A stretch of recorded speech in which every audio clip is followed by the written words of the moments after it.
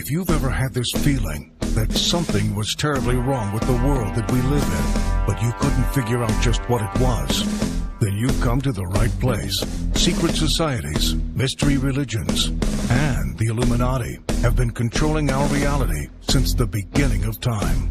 But not anymore, because there is an awakening happening, and you are about to become a part of it. Wake up, because this is a call for an uprising. This is a call for an uprising. Welcome to today's show. This is an important video. I want you guys to share this if you can with people, because people just don't seem to realize that these intelligence agencies that exist, you know, the Central Intelligence, CIA, FBI, they think that these agencies exist to protect us from the boogeyman, right? To protect us from, oh, what's going on in the Middle East, or, oh, the possible threats for Korea. But really what they exist for is to study you, to study human behavior, to learn how to sculpt and socially engineer the mind. That's why the world is the way it is today. That's why when you look around, you go, how did we get to this point? How are people acting like this? Because what they did was they did experiments on the brain.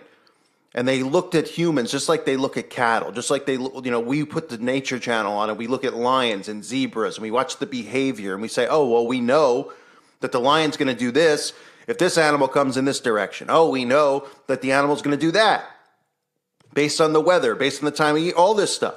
This is what they've done. They've studied the human mind, and they've openly admitted to doing it. So I don't understand how all these people out there think that there's some huge conspiracy when the government's even had their hand caught in the cookie jar admitting to doing these experiments on us. And what's the benefit of that? Well, it's to herd a society the way they want to herd it. A society where people are just rats in a wheel, chasing nothing aimlessly. Debt, acquiring debt, chasing dreams they can't have, going into depression, having anxiety. They have done this to our world. I want you to watch this video. Watch them openly discuss and admit to these things and these experiments they've done on human beings. We're not even talking about rats in a lab, which is still wrong. This is done on human beings in our world. Take a look. We are not professing to tell you the complete story of these activities. We are professing to tell you the complete story that we know. Right. But these records that we've uncovered don't tell the story. They tell pieces of it. This is a story that has been told in bits and pieces. This is an attempt to pull most of it together. We know we don't have the full story. We do, however, have some striking new revelations and insights. The story begins here, just off the nation's front yard, the Mall. The buildings behind me were the headquarters for the World War II Office of Strategic Services. It was here that the first halting steps toward mind control began. The shaper and molder of OSS was General Wild Bill Donovan. He said of his group's work, "We may have made mistakes, but we were not afraid to try things that were never done before." In this anything-goes atmosphere, Donovan appointed this man, Stanley Lovell, a Boston industrialist, to break new ground in many scientific and technical fields. Donovan called Lovell his Dr. Moriarty, after the fiendish professor in Sherlock Holmes. Lovell liked the name and posed for this Saturday Evening Post photo. He later wrote of his OSS job that it was, quote, to stimulate the PEC's bad boy beneath the surface of every American scientist and to say to him, throw all of your normal law-abiding concepts out of the window. Here's a chance to raise merry hell. It was in this atmosphere that the search for mind control began. This bizarre man would be an active participant in that search over the next 2 decades. His name is George White, an OSS captain who had formerly been with the Bureau of Narcotics. In his diary, seen here publicly for the first time, White left a legacy of the darker side of American intelligence work.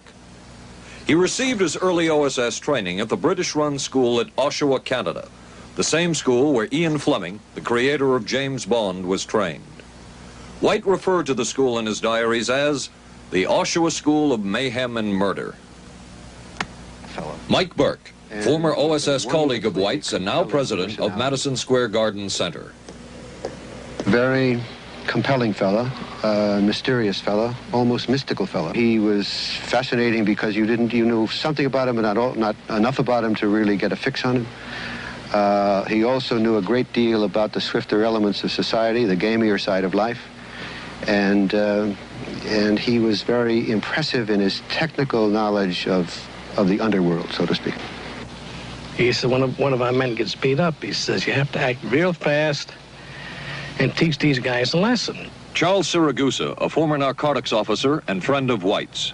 He'll come around, he says, and break your kneecaps. And with that, one guy laughed, and George White always had little Billy with him. And this one guy sort of naked. George White turned around and whapped him across the neck with it.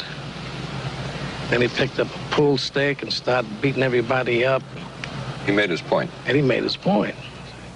George White was not a man of understatement or subtleties. His boss at OSS, Stanley Lovell, referred to him as deadly and dedicated. In this note from White's diaries, it says, "Call Lovell regarding TD." TD was a rather transparent cover for Truth Drug. George White worked with the Truth Drug Committee here at St. Elizabeth's Hospital in the nation's capital. They experimented with mescaline, scopolamine, and marijuana on unwitting victims. The committee soon learned there was no easy panacea, no truth drug at this stage. But White and later colleagues would not stop trying. The goal remained the same. As this 1952 CIA memo says, the aim is controlling an individual to the point where he will do our bidding against his will, and even against such fundamental laws of nature as self-preservation. But it was a discovery here in Basel, Switzerland, at Sandoz Laboratories by Dr. Albert Hoffman that led the intelligence agencies of America to believe that they had found the panacea.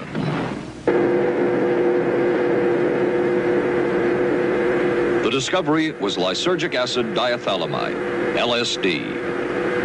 The film that you see is considered by many experts to be the closest illustration of the effects of a hallucinogenic. It was one of the first times that anybody had run into a powerful drug that was different than anything else that they knew anything about. John Gittinger, recently retired chief psychologist for the CIA. This is the first time Gittinger has been interviewed publicly. We could disable a whole city by putting a very small amount on a water supply.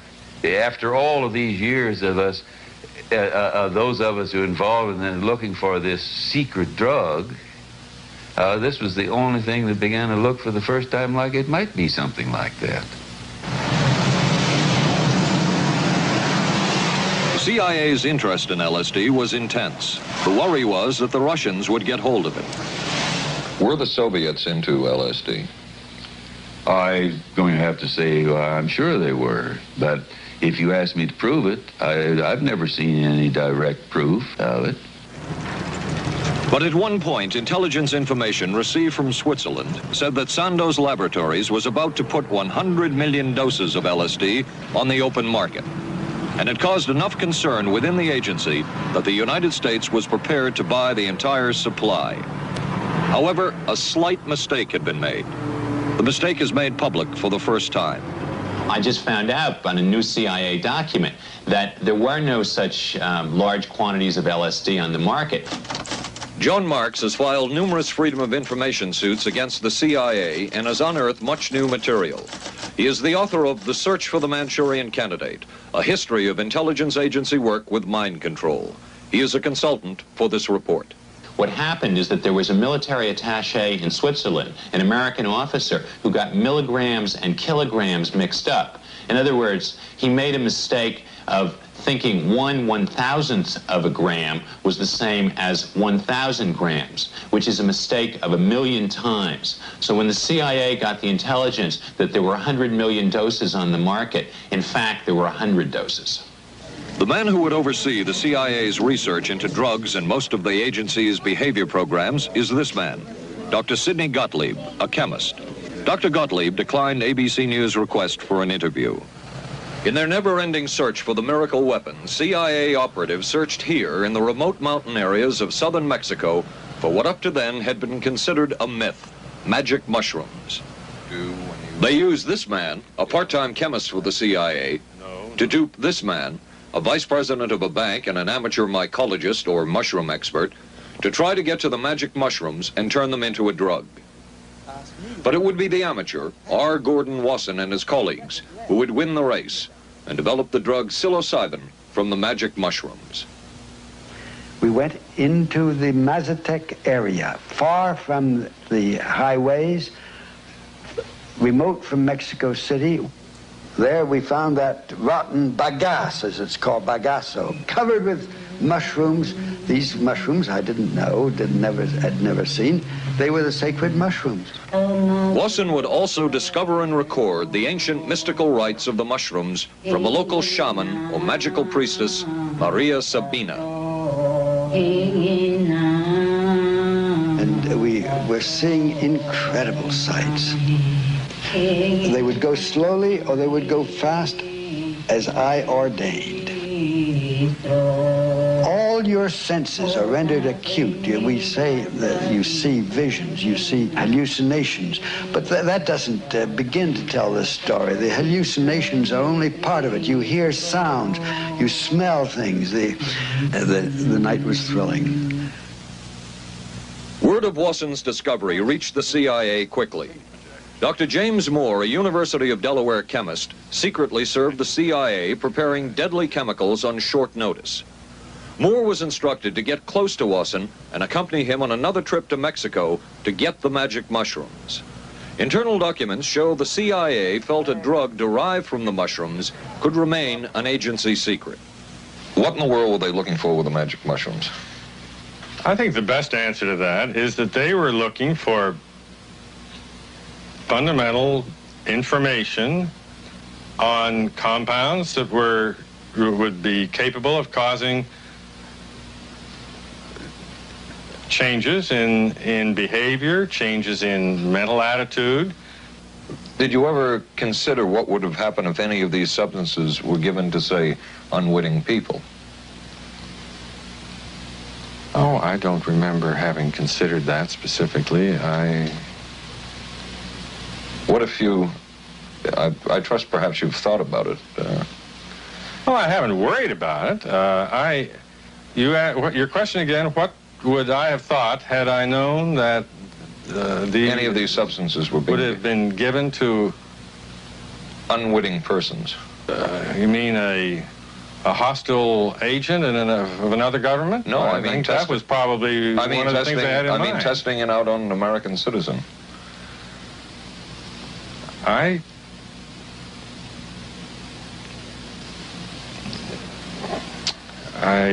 guess I must seem very, very cold-blooded about this, but I don't recall ever having been very much preoccupied with that issue. But many drugs were tested in this way. A decision was made at the highest levels of the CIA to do testing on unwitting Americans. As one CIA document says, such testing would be operationally realistic. A former CIA official who worked on these programs describes for the first time how the decision was made. He did not wish to be filmed or recorded. Thus his remarks are read by someone else. I think every last one of us felt sorry to attempt this kind of thing. We knew we were crossing the line. Every decent kid knows he shouldn't steal, but he does it sometimes. We knew damn well we didn't want anyone else to know what we were doing. The decision was made to do testing on unwitting victims. It was decided they should be on the fringes of society because they were most vulnerable. It was the borderline underworld, prostitutes, drug addicts, and other small-timers who would be powerless to seek any kind of revenge in case they found out.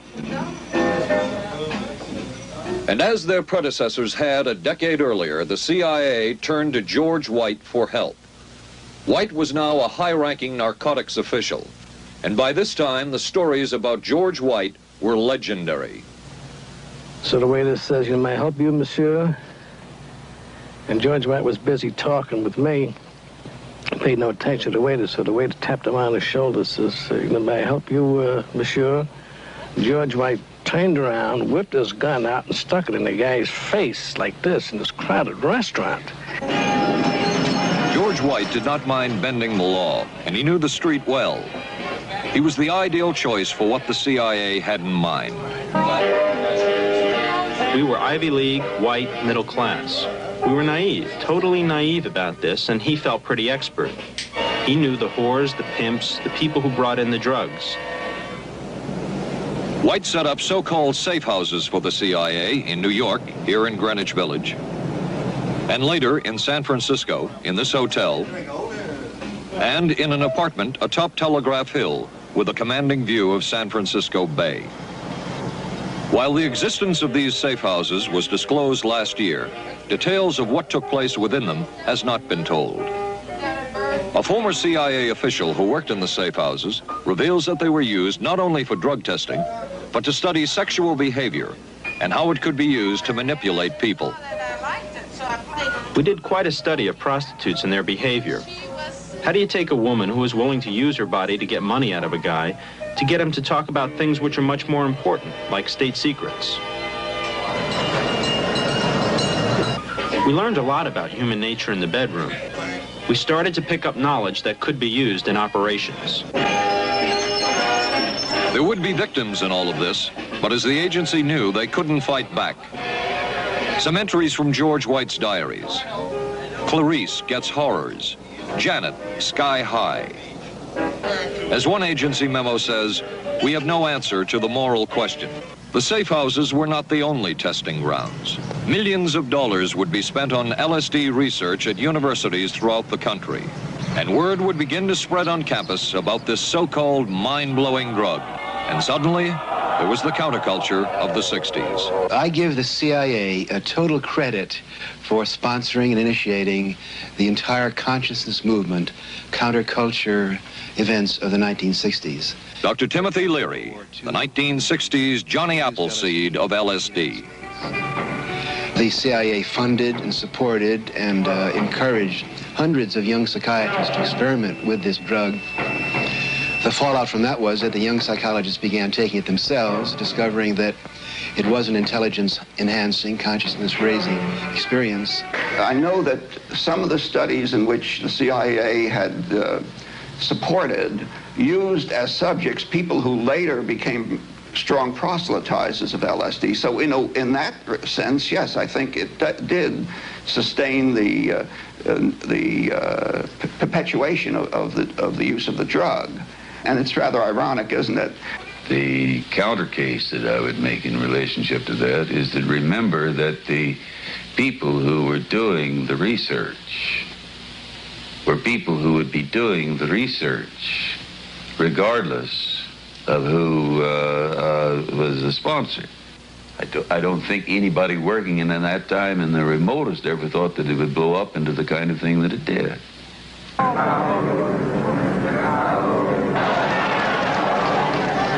History will judge the role of the CIA and other intelligence agencies in unwittingly contributing to the counterculture of the 60s through their intense interest in LSD and other hallucinogenics. But for the moment at least, the argument can be made that the CIA helped usher in the age of Aquarius.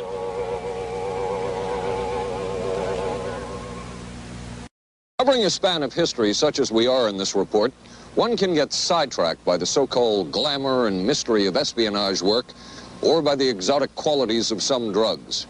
But what you can't lose sight of is what all of this would mean in terms of individual human beings. There would be deaths, there would be long-lasting and harmful effects. The best-known case is that of this man, Frank Olson, a chemist employed by the Army Chemical Corps, who in 1953 was slipped LSD unknowingly at a meeting with CIA officials. Shortly after that, Olson went into severe depression. He ended his life at this New York hotel by diving through a shaded closed window in his 10th floor room. Frank Olson was the first known fatality in the CIA's LSD program. Olson left behind a widow, Alice, and 3 children, but it would be years before they learned the real story of his death. Shortly after his suicide, Alice Olson was visited by Dr. Sidney Gottlieb, the man who had administered the drug, and by Robert Lashbrook, his deputy, who was the last person with Frank Olson the night of his death. It was probably to check me out and see whether I was handling myself and handling the situation, whether I was hysterical. And I'm sure they left the house feeling ever so much better because I had been gracious and hospitable to them, so that I must have played right into their hand and made them feel fine. 23 years later, how did you feel about that meeting? My anger was unbelievable at how I had been duped for this length of time, and the anguish which was unnecessary. Anyone who knew during all of those years never told Alice Olson the real story of her husband's death. She would discover it by accident more than 2 decades later. In essence, it was a 22-year-long cover-up. Lyman Kirkpatrick was Inspector General of the CIA at the time of Frank Olson's death. But had not the Olson case occurred within the secret confines of the CIA, would not this case have been a prosecutable case? Perhaps manslaughter? I would think very definitely prosecutable, and certainly from the point of view of Mr. Olson, why it should probably have been actionable. Frank Olson's suicide slowed down the CIA's testing of LSD and other drugs, but only momentarily. The CIA was not the only government agency interested in the possibilities LSD and other drugs presented for mind control. The Army Chemical Corps first started working with the CIA and then branched off on its own. It too tested drugs on unwitting victims, and a death would result. The case of this man, Harold Blower, a tennis pro, seen here with his daughter Elizabeth, is well known. In 1953, Blower was a private patient at the New York State Psychiatric Institute. He was given 5 injections of a mescaline derivative that was being tested secretly for the Army Chemical Corps. With the 5th injection, Harold Blower died. As with the Olson case, a 22-year cover-up followed, until finally the Army admitted the real details of Blower's death. Since the initial news stories of Harold Blower's death, close to 5,000 documents, previously classified, have been released by the Army and obtained by ABC News. They provide valuable insight into Army activities at the time of Blower's death and where the Army went from there with their own drug testing program. From a previously classified deposition of Dr. James Cattell, who administered the mescaline derivative, on the purpose of the drug testing, to produce symptoms similar to those that you see in schizophrenia, on how much the patient knew about all this. We didn't delineate all the possibilities of what might happen because then you contaminate your experiment. Cattell then relates that he never even knew what drug he had given Harold Blower because of the secrecy of the Army experiments. We didn't know whether it was dog piss. This was secret. This was a secret. We weren't in on it. We asked Blower's daughter Elizabeth for her reaction. What? How can anybody react to that? I mean, that is so far from what you'd expect from a human being, never mind a doctor, never mind a professional specialist who's supposed to care about people's minds. It's unbelievable. A suit filed by Elizabeth Barrett against the Army Chemical Corps is now pending in federal court. Other Army experiments continued on mental patients around the country. Work done at the Tulane Medical Center in New Orleans involved several drugs, hallucinogenics, and electrodes implanted in the brain. The chief researcher was Dr. Russell Monroe, now head of the psychiatry department at the University of Maryland. These are various progress reports written by Dr. Monroe and recently obtained by ABC News. From one of the progress reports, a report of a woman who had electrodes implanted in the brain and was then given LSD and other drugs.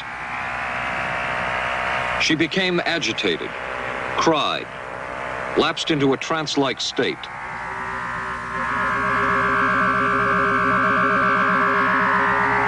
Felt as if she were about to have a convulsion, experienced waves of darkness and light,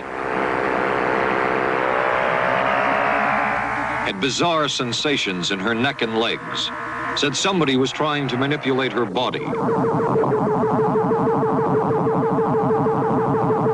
At this point, Dr. Monroe wrote, that the woman was obviously having paranoid ideas.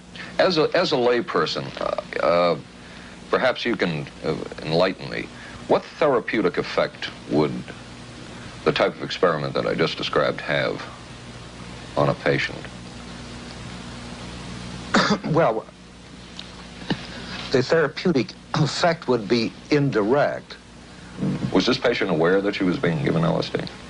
Yes, I mean, they were told that they would be given some medication, and they specifically LSD? Well, we told them, I don't think that they would have even known what LSD was then at the time. They were told that they were going to they would be given some medications which might make them feel worse. Dr. Monroe, what do you think the Army Chemical Corps was looking for in all of this testing? They were looking for an incapacitating agent, an agent that would not harm the person permanently, but would incapacitate them temporarily. That seemed like a humanistic way to wage a war, if war is necessary.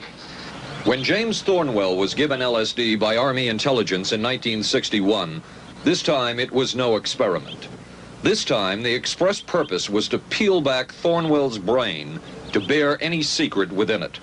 This time the Army had gone operational. Thornwell, as reported on ABC last January, was an Army private stationed in Orléans, France. Classified documents were missing from his unit. Thornwell became a suspect. His 2.5-month interrogation included administration of sodium pentothal, hypnosis, isolation, and deprivation of sleep. Army documents obtained by ABC News refer to this interrogation as conventional. Despite this severe questioning, Army intelligence was getting nowhere with Thornwell, and it was decided to slip him LSD. For 16 years, Thornwell never knew what had hit him. Tell me about the acid. I'd rather not. It's a bad trip. It's a bad trip. That was a bad trip. The pain was so excruciating. Felt like somebody was sticking me with 1,000,000 pins. You know, just everywhere. Oh, it just... Oh.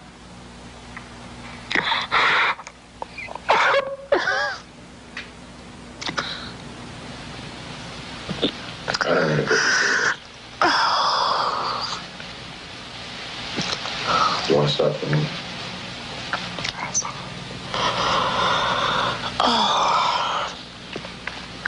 I walked around. You want to stop? Oh, I can talk. I lived through it. I lived through it. I lived through it. No charges were ever brought by the Army against Thornwell. He was discharged for psychological disorders. But an Army psychiatric evaluation of Thornwell obtained by ABC News, one which was done prior to Thornwell having been given LSD, says of him, fairly cooperative, oriented, alert, and gave no evidence of psychosis or depression. From the Army's point of view, this type of LSD interrogation was a success. Other documents refer to the exploitability of interrogation subjects, cracking them, keeping them off balance mentally, and providing an economical, speedy, and productive aid to interrogation. From James Thornwell's point of view, it was no success. Thornwell still has serious problems. He's run through 2 marriages. He maintains he can't hold a job, can't concentrate, has nightmares, and feels socially and emotionally isolated. Last fall, Thornwell filed suit against the government in federal court. In a moment, we will examine the closest experimentation to brainwashing that we have uncovered.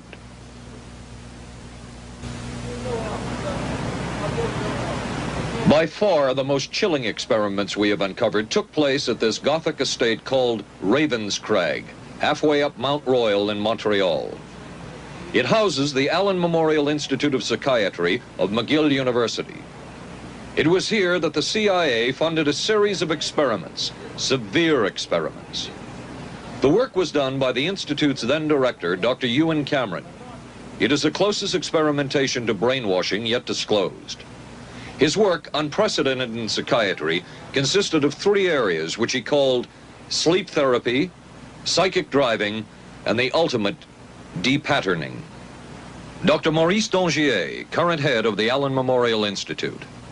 in his psychic driving, so-called type of therapy, he would give the patient intensive electric treatment in order to make the patient regress deeply, become forgetful, and then he would attempt to implant new ideas in the mind of the patient.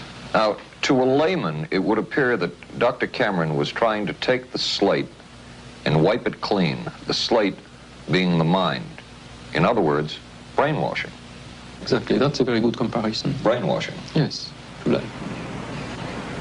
Val Orlico of Winnipeg, Canada, the wife of a member of the Canadian Parliament, was a patient of Dr. Cameron's.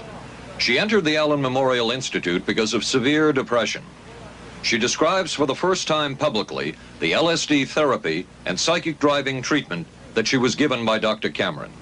And then the drug began to take hold very rapidly because it was an IV injection. And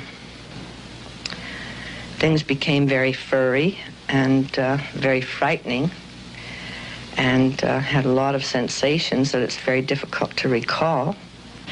Nobody explained it to me. Nobody ever asked me if I was willing to do it or anything. He had this feeling that he would be able to get through the resistance of illness and to reach deep changes very quickly. Did he? I don't think that when you look at that in retrospect, the hopes that he had have been in any way fulfilled. But Cameron would plunge on. The next step was what he called psychic driving. This involved almost endless tape-recorded messages and more drugs for the patient. Cameron wrote that this was the way to make direct controlled changes in personality. I thought this was the coldest and most impersonal treatment that anybody could give to anybody in the world. And I became more and more despondent and more angry. I just became so despondent that I thought I can't live like this any longer. And I thought I would just go out and throw myself underneath the cars on McGregor. I stood on the curb of that street and I stood there and I thought, okay, go. Okay, go. And then I thought, what if you're not killed? What if you're just maimed? What if you don't die and you live and you can't even talk anymore? And I couldn't do it. The most severe technique Cameron used was de-patterning. He described it as breaking up the existing patterns of behavior by means of intensive electroshock therapy with prolonged periods of sleep. He carried out these experiments in something he called the sleep rooms. People in there were like babies. They cried and they were very disoriented. And we were very afraid of the sleep room. We used to walk very carefully against the side of the corridor that was opposite the sleep room with our backs to the wall when we'd go by. Cameron used this combined sleep electroshock treatment on patients as long as 30 days. One patient he kept asleep for 65 days. Cameron retired, and his successor, Dr. Robert Cleghorn, ordered a follow-up study on the patients treated with Cameron's de-patterning method. It showed that it was no more beneficial in its result than the use of more conservative methods. But the follow-up study showed that 60% of those who had been de-patterned still had amnesia for periods of anywhere from 6 months to 10 years. That's quite a memory loss, isn't it? That is a memory loss. Indeed it is. It's I think, more than desirable. In retrospect, does Dr. Cameron's experimentation and his treatment appear harsh? I would say yes. I mean, this forceful type of approach that I was describing to you is definitely, it can be said that it's harsh. I wouldn't call it harsh. I would say it was harder on the staff than it was on the patients, because these people had to be fed and they had to be cared for and they had to be given sufficient fluid and food and toileted and so on and so forth. It was a very difficult thing for the staff to follow these patients properly and see that they did well. Well, I'm glad he was concerned for the staff. But damn it all, I wouldn't. I could have maybe had a different kind of life. And that makes me angry and sad, and I don't know how to explain how I feel, really. I just. How did you feel when you learned that Dr. Cameron's experimentation was financed by the CIA? Well, I thought, I can't even use the word that I thought, because I thought, that bastard. And he was too smart. He knew who he was working for. And, excuse me, but I just, I just can't, sometimes I can't believe it. And yet I know it's true. If you had the opportunity to say something to the people at the Central Intelligence Agency who financed this study, what would you say? I realize the CIA is a very important organization and they have a very important job to do. But God, it surely doesn't have to be done on people who are totally incapable of knowing what's happening or having any defense against it. And I can't imagine the mentality of people who would do this. I just can't. As for Dr. Cameron, he died in 1966 while mountain climbing. A colleague wrote of Cameron, "For him, the ends justified the means. And when one is dealing with the waste of human potential, it is easy to adopt this stance." Dr. Cameron seemed ideally suited for what the CIA had in mind. It was the Cold War, and especially the trial of Joseph Cardinal Mindszenty, who was forced to testify in a Hungarian court that he was a spy. And then later, the Korean War, with the coerced and mainly fraudulent confessions of American servicemen. My germination took place on the... That would spark intense interest in intelligence circles about brainwashing. The CIA secretly commissioned a study of communist brainwashing methods at the Cornell University Medical Center. A leader of that study was Dr. Lawrence Hinkle. He explains first the Russian method of controlling and breaking a person. Absolutely isolated from everyone else, with one man whose job it is to get you to write the extent to which you are a criminal. In this setting, you can get people to do most anything, do you see? Because you don't have to lay a hand on them. And by the time you get through and you go up before the judge, the fellow says, "Were you a spy?" He says, "Yes, I was a spy." The Chinese never really had this kind of a state police system. They would get him in, and all this fellow does is ask you to write, rewrite, and talk to him about your whole life. I graduated from pilot training in 1949. While the purpose of the study was to find out about communist brainwashing techniques, CIA documents show that the agency was interested in developing mind control methods of its own, to precondition and control Chinese living in this country to be sent back to their homeland as CIA agents. What do you think they were looking for? Well, I think they weren't looking for agents or anything like that. Yet the agency's perception of the work you were doing, in CIA documents we have examined, it says that the project that was being done here, they intended to use everything learned about the new agents to induce them to, quote, to perform acts of a complex, purposeful nature. Yeah, but that was the never effects done. of which may be out of keeping with the individual's That previous sort behavior. of thing was never done. Those people were not, that was, when they first came here, the first people they sent up to see us, you see, were operational type people from the CIA with some rather wild ideas. Okay, this is their perception of it, if I could just continue. No, it wasn't their perception of it either. No, it wasn't. Dangerous to his being, contrary to any previous consciously expressed intentions and interests, contrary to the good of the individual, and subversive to the goals for which he is consciously working. I understand all this talk. But the situation was, you see, those things were never done because of wise people on both sides. We were not able to do this nor interested in it. They were, though. Some of the low-level people were, but the high-level people were not, to tell you the truth. But documents clearly show that the CIA was attempting to develop agents over whom they had as much control as possible. Agents who would perform tasks contrary to their own good. Normally conditioned American who's been trained to kill and then to have no memory of having killed. His brain has not only been washed, as they say, it has been dry cleaned.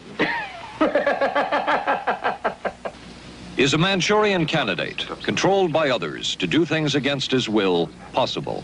It was a remarkable film because, as far as I'm concerned, it made something totally impossible seem absolutely credible. I would say the answer is yes, but there are many qualifications to that. Dr. Milton Klein, a psychologist, a clinical and experimental hypnotist, and unpaid consultant to the CIA. The qualifications would be the subject selected to produce the kind of behavior that you wish, the amount of time, the procedures that are utilized, and the motivations of the people who are designing, executing, and administering the procedures. You're asking whether an individual can be, under hypnosis, influenced, coerced, persuaded, shaped to perform an antisocial act, or a destructive act, or an act of violence. My answer would be yes. Captain Marco, will you be good enough to lend Raymond your pistol, please? Yes, ma'am.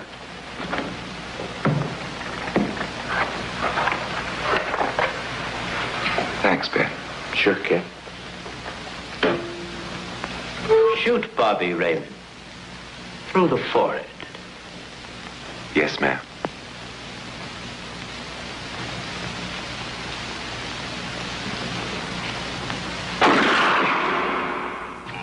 How valuable a tool can hypnosis be in the intelligence field? None whatsoever. It has absolutely no use because nobody's ever been able to do that I know of, do it in an operationally feasible way. I'm not in any way saying that hypnosis doesn't take place. I'm not saying there's nothing to it. I would say that most government agencies concerned with intelligence operations have been looking to hypnosis as a tool for a variety of purposes, one of which is to carry out and to execute certain intelligence operations on a basis where they would not have to rely completely on some of their own emotional reactions. Actually, would that entail murder? It could, if you consider that an act of killing someone under circumstances of war is murder. I think one has to define what that means. Under circumstances of peace. Under circumstances of peace, it would be murder.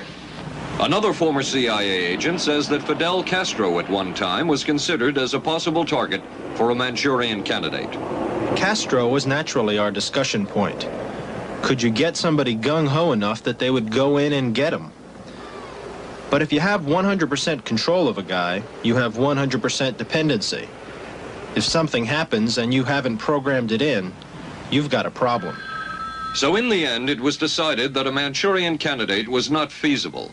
But the search for mind control continued. But could the mind be controlled? Perhaps not. But is human behavior predictable? In this area, the CIA did make a significant breakthrough. A personality assessment system designed by the agency's chief psychologist, John Gittinger.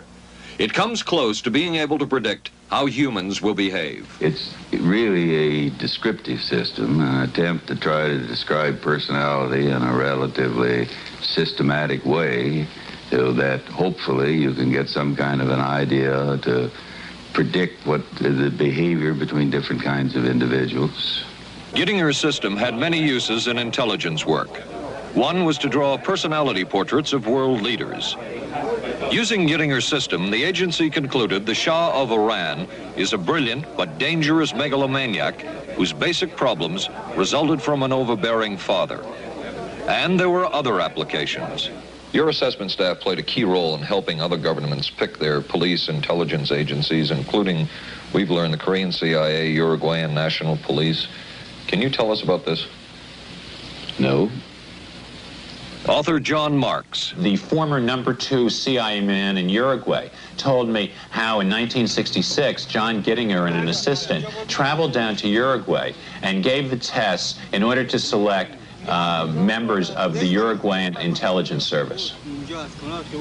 A psychologist who used to work for the CIA told me in 1961 he personally traveled to South Korea as part of an American CIA effort to set up the Korean CIA and to give the personality tests to candidates for the Korean CIA to choose the best man for their secret police.